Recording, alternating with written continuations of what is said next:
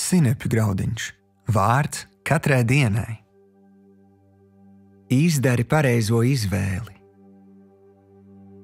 Šodienas rakstu vieta.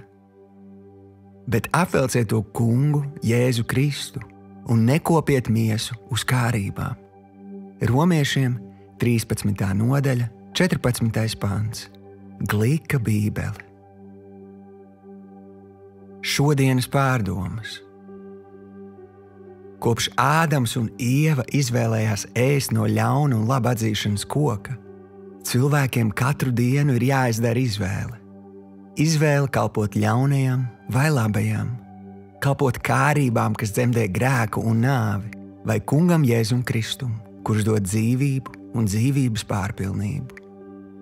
Šodienas rakstu vieta mums atgādina par mūsu atbildību un mudina izdarīt pareizo izvēli, ietērpties Jēzu Kristu.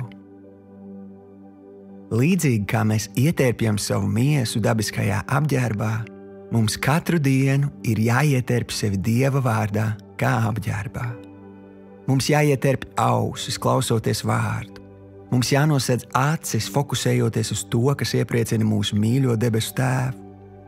Mēs ietērpjam muti, runājot Dieva vārdu. Mēs ietērpjam rokas, kad visu darām kā Viņam. Šodienas lūkšana.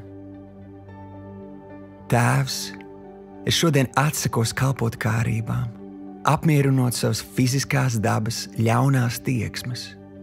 Tā vietā es izvēlos ietērpties Tavā vārdā un sakļauties ar mūžīgās dzīvības plānu manai dzīvei.